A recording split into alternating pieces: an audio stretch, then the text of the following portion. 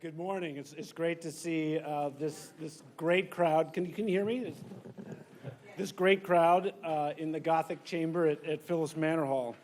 It's my pleasure as Commissioner of the Office of Parks, Recreation, and Historic Preservation to welcome you all to the reopening of the Philipse Manor Hall State Historic Site.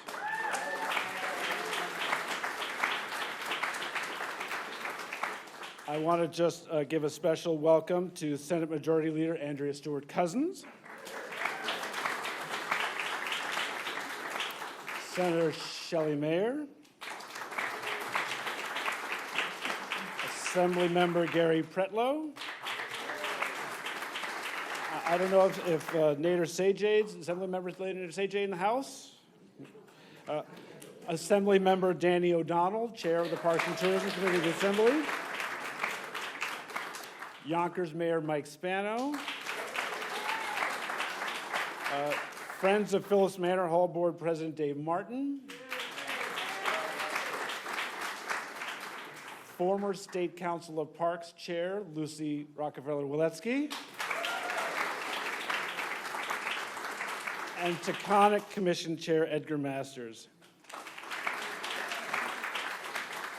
It's a thrill to see everyone back here in this space. Since being temporarily closed some 18 months ago, this historic place at the true heart of Yonkers has undergone a $20 million restoration, reflecting and reinforcing its importance as a national historic landmark and a key piece of New York State's colonial history and right up to the present.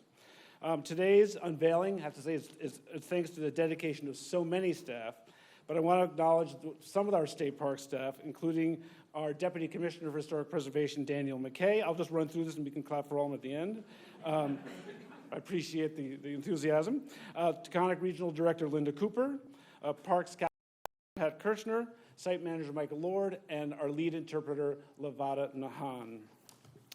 There you go.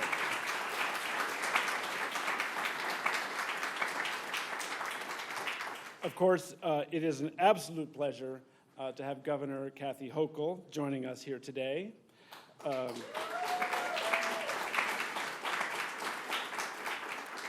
Governor Hochul is no stranger to our state parks. I've been lucky to join her on many visits to our parks over the years, and it is no exaggeration that there's no governor more familiar or more appreciative than our state parks than Governor Hochul in history, I would say. And thanks to the governor, thanks to Senator Stewart-Cousins and her colleagues in the Assembly, Danny O'Donnell and our colleagues, we are investing a record $250 million in our parks and historics this year as we approach our state park centennial in 2024. But back to the governor. This is the first time I'm seeing her since her election, so I say congratulations. Very excited to be with her. I'm proud she's here today to underscore the work we've been doing under leadership to create more equitable access to our outdoor recreation and celebrate diverse cultures in New York State. I'm truly looking forward to the work we're going to continue to do for the people of the state. And with no further ado, Governor Kathy Hochul.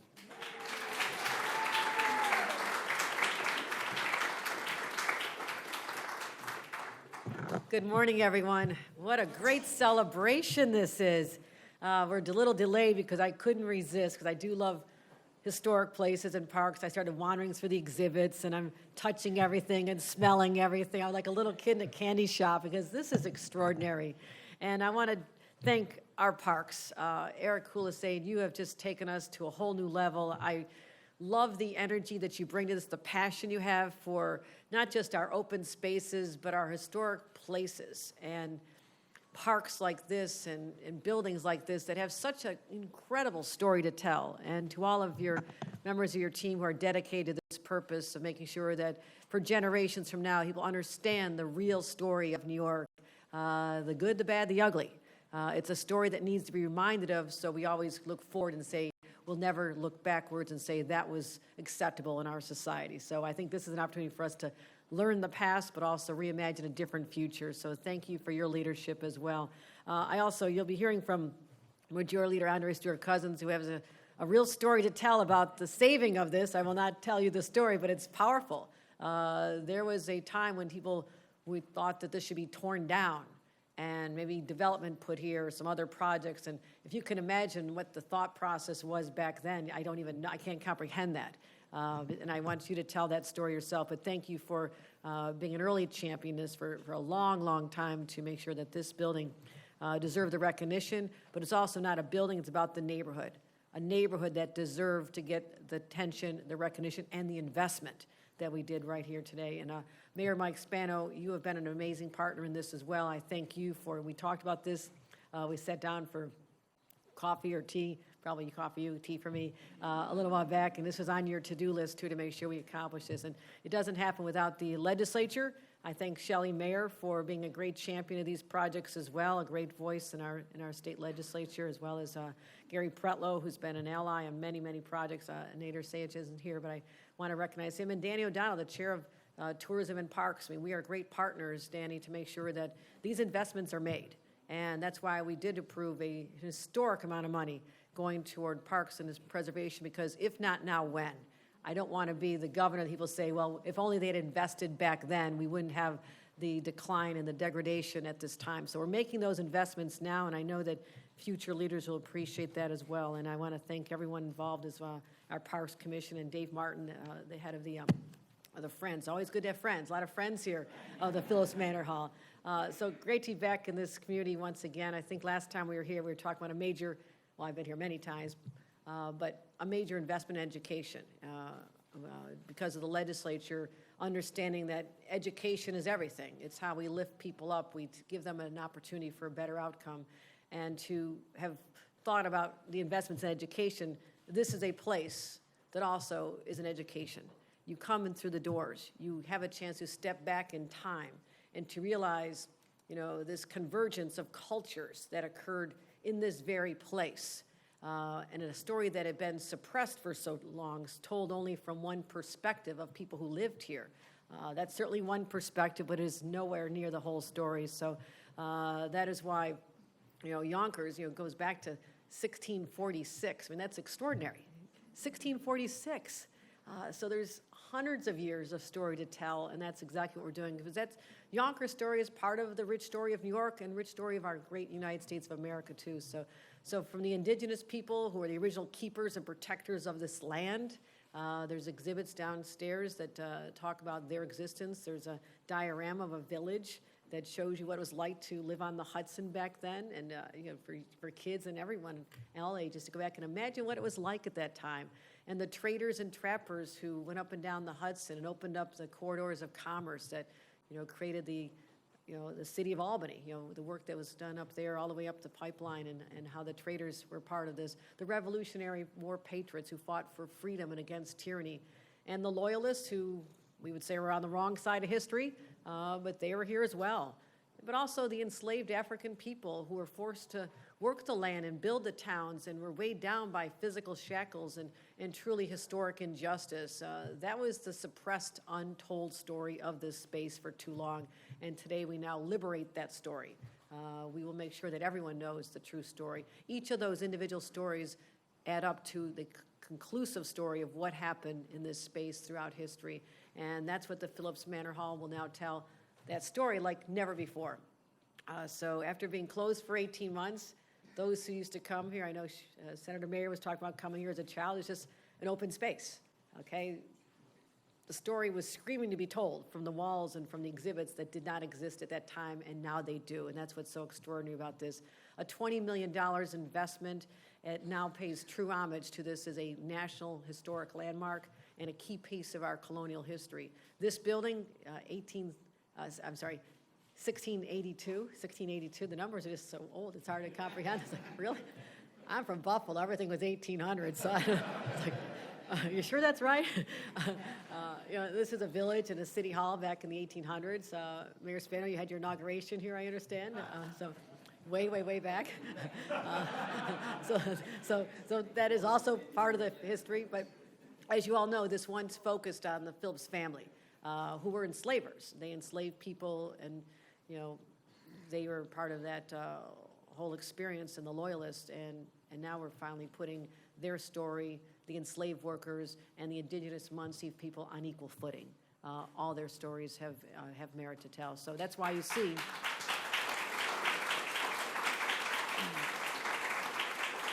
That's why when you enter the space, you see the 3 life-size figures at the end, each representing those individual stories that are told and represent the cultures that are really intertwined in a fascinating way. So we're going to be we made also upgrades. I tested out the elevator, so it worked. And so, again, it's all about accessibility. There's so many people that, have mobility challenges and just want to be part of, the normalization, be able to come into a place like this and enjoy it, but without having access through a thoughtful process, making sure there really is accessibility. We are now making this open to everyone. So in support for people who are hearing and visually impaired, and as well as a virtual offering, and this is, we were talking about this downstairs, is that sometimes people understand a space through the virtual world. They can be educated about what happened here all across the world. I mean, this story is now unlocked for students and others who want to appreciate the story of this place, but it also is an enticement to come here. Once you see it online, it's like, well, let's plan a vacation around this. Let's come here.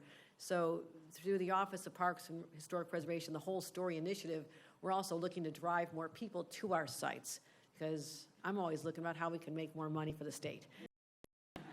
And more people that come here, the better. And we also have other initiatives like the Commission on African American History, which we announced to spotlight the contributions of African Americans to our country in New York. And in fact, the commission, which we created, is having its inaugural meeting this very evening. So that work is continuing. So we're creating more equitable access to outdoor recreation and cultural opportunities. And as you heard, we're making a historic investment in more places like this. So this is a great story to tell. It's a story that needed to be told. And I want to make sure that we continue focusing on other sites like Rockefeller State Park. I know Lucy's here. Hello, Lucy. The old Croton, the Aqueduct State Historic Park. I mean, there's incredible gems here. And that's what I'm going to continue doing over the next years, is to be able to introduce parts of our state to each other. And I have been to probably every state park, the tiniest to the largest, and it is truly a joy, whether it's the buildings or the open spaces, the campings, the hiking. There's no other state in this country has the variety that we have. And I will continue to be the chief champion, the chief advocate, and continue to visit at all. So if anybody wants to go bike riding with me or hiking, I put out the challenge to anyone who wants to keep up with me, because I'm going to just celebrate this state and go to all these. All right, here we go. Okay, I've got a partner. So we're going to continue to strengthen this legacy for years to come, and to make sure that there is no story of this state, regardless of whether it was a positive experience or a negative experience. These stories need to be told so people understand what people had to endure, as part of our state's great history. So with that, let's hear the real story of how this building was saved from our great leader, Majority Leader Andre Stewart Cousins.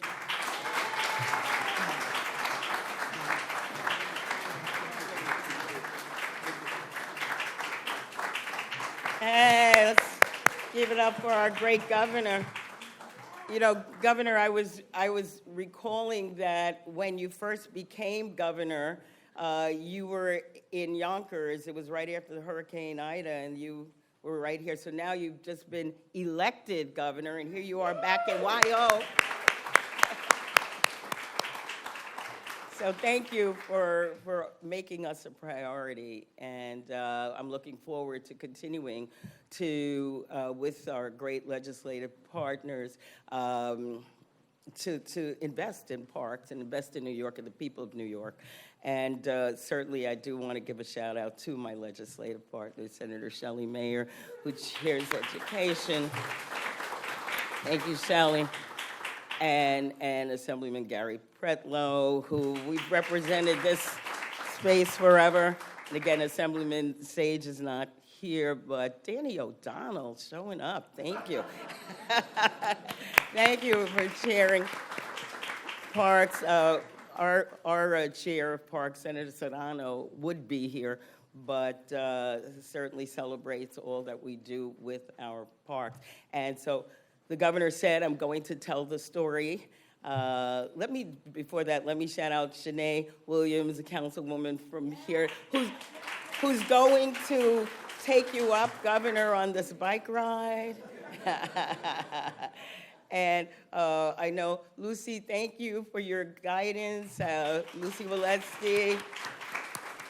And I had the opportunity to get a great successor to you, Linda Tarrant Reed, who is here. So thank you.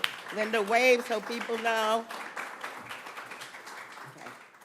I also see great, yes, another, our 250th celebration, Connie Kehoe, former legislator. All right, so I didn't say the mayor because he was part of that story, and his brother, who's behind, yeah, I'll give you a shout out. Okay. But when I joined government in 1992, it was with Terry Zaleski. Oh, hi, Tasha. Tasha Diaz, the majority leader of the city council.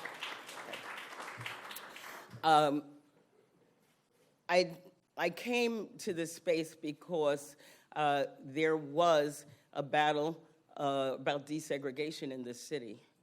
And the battle centered on what happened in Yonkers on the west side, and specifically the southwest side.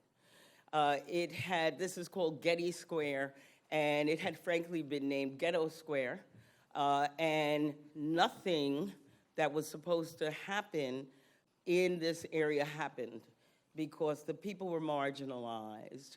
The upkeep of the properties were ignored, and it was all part of a legacy of, sadly, discrimination that the NAACP did a lawsuit about and ultimately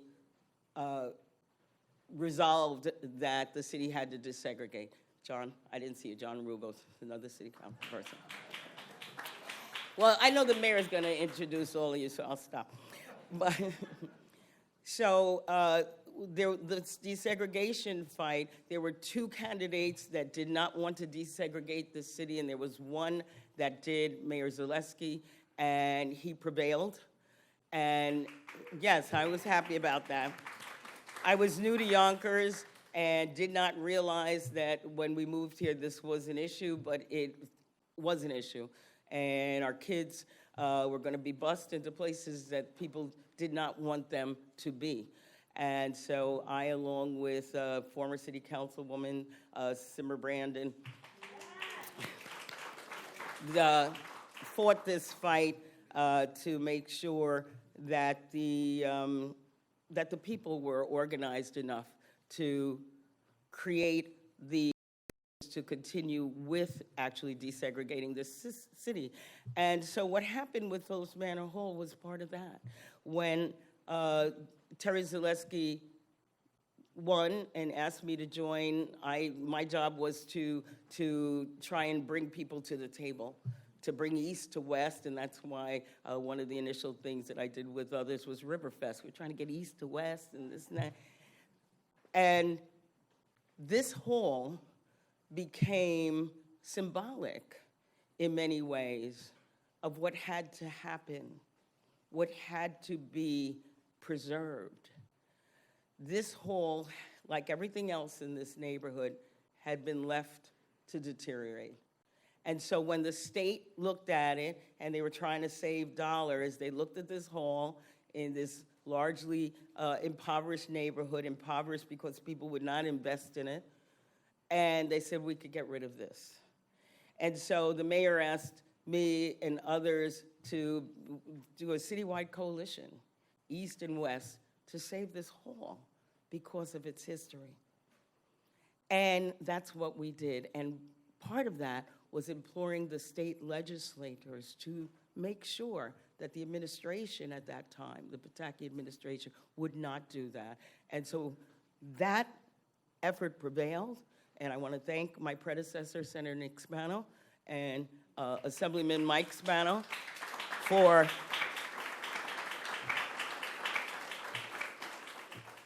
joining with us in preserving this hall.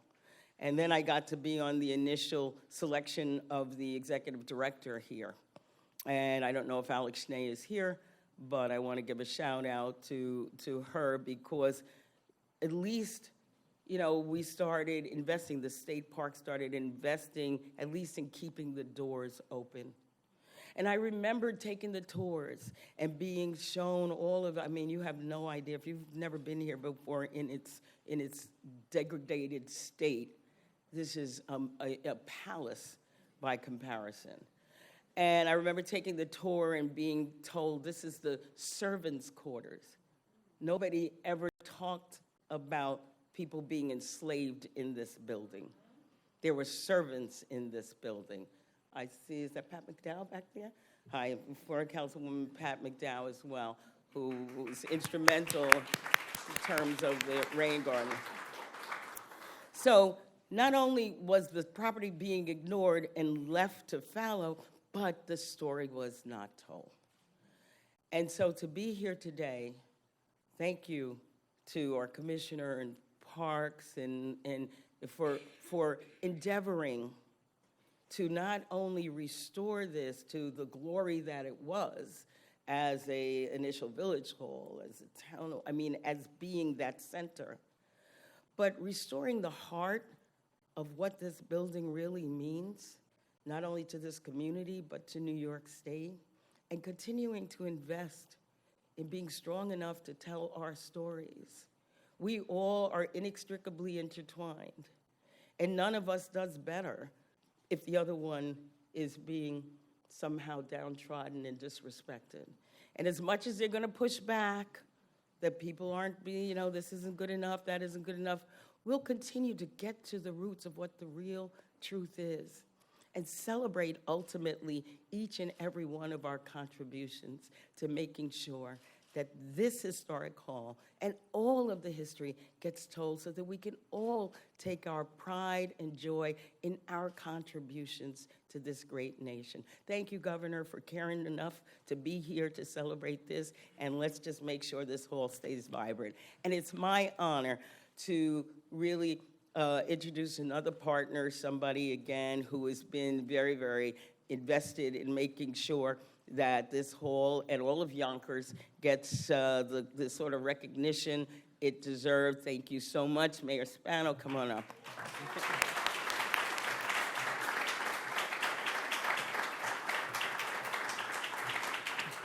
Thank you, Leader Sue Cousins.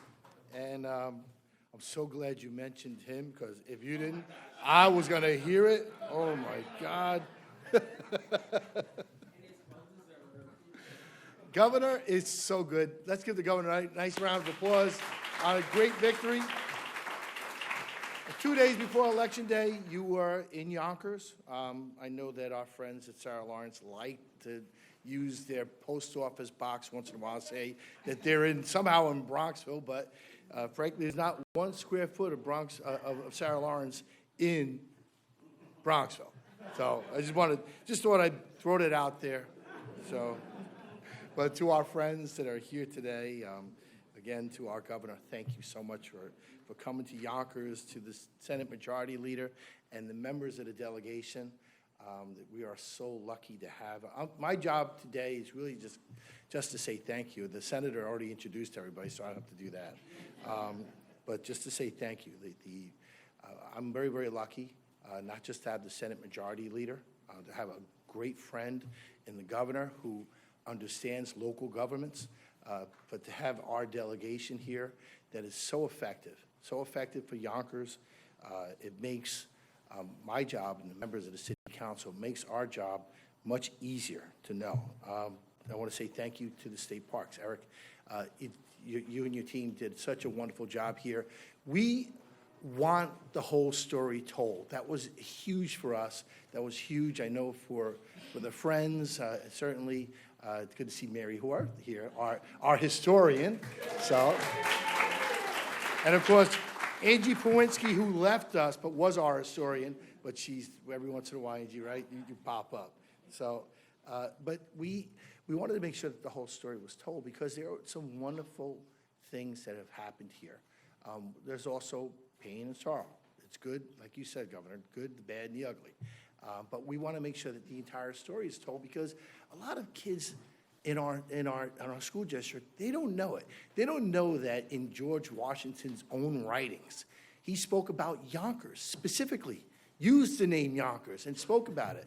And, you know, I think if you say that to any one of our kids in our schools, they don't know it unless we tell them. And so I told my, you know, I spoke to my mother about this place, and she's 88 now, and she told me about how when she was a kid, it was required as part of the Yonkers Public Schools that they come to this building. It's true, there wasn't a lot inside, but there was a lot of stories. Stories, like I said, that were deleted, that should not have been deleted.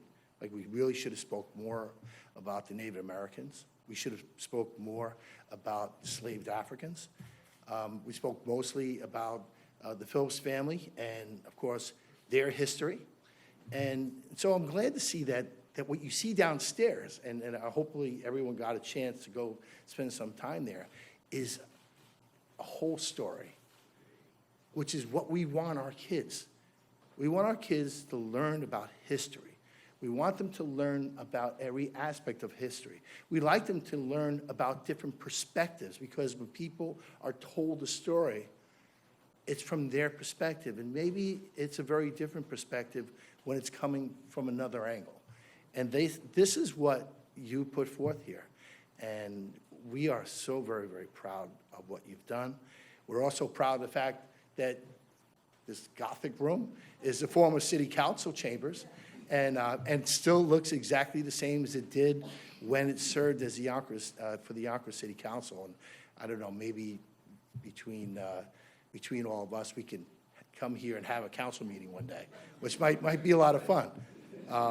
So I wanted to, again, just to say thank you for everyone for being here.